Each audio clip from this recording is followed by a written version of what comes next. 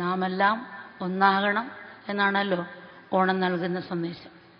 നമ്മളെല്ലാം ആ ഒന്നിൽ നിന്ന് വന്നവരാണ്. ആ ഒന്നിൽ തന്നെ ചെന്ന് ചേരേണ്ടവരുമാണ്. അതാണ് ജീവിതത്തിൻ്റെ പരമലക്ഷ്യം. പക്ഷേ നമ്മൾ പല പല തിരക്കുകളിൽപ്പെട്ട് ആ ലക്ഷ്യത്തെ നമ്മൾ പാടെ മറന്നു പോകും. മറവിയാണ് മരണമെന്ന് പറയും. ഉപനിഷത്തുകളിൽ പറയേണ്ട മറവിയാണ് മരണം എന്ന് ഉപനിഷത്തുകൾ പറയാറുണ്ട്.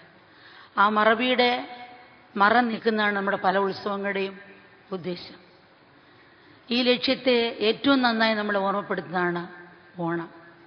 ഈശ്വരൻ നമ്മുടെ ജീവിതത്തിലേക്ക് കടന്നു വരുന്നത് വാമനനായിട്ടാണ്.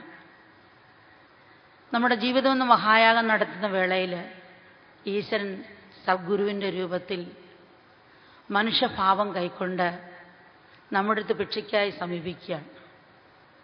അവിടുന്ന് നമ്മളോട് വിനയത്തോടും എളിമയോടും യാചിക്കുകയാണ്.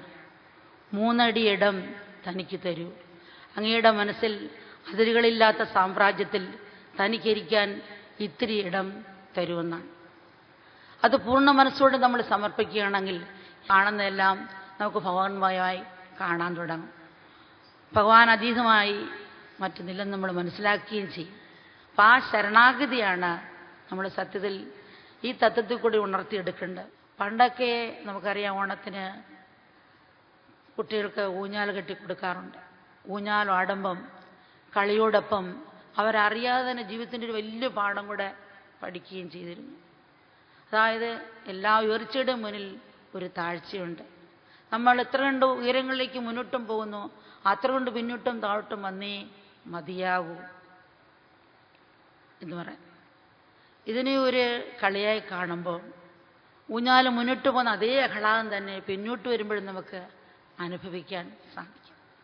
ഇതിനെ ശരിയായി മനസ്സിലാക്കിയാൽ, ജീവിതത്തെ ഒരു ഊഞ്ഞാലാട്ടമായി കണ്ടാൽ പരാജയങ്ങൾ നമ്മളൊരിക്കലും തകരില്ല. താനാരെന്ന ബോധം വിടാതെ ഈശ്വരാർപ്പണമായിട്ട് കർമ്മം ചെയ്യാൻ, പ്രേമപൂർവ്വം ജീവിതത്തെ ഓരോ നിമിഷവും സ്വാഗതം ചെയ്യാനും കഴിയുമ്പോൾ ജീവിതം എന്നും നമുക്ക് ഓണമായി തീരും.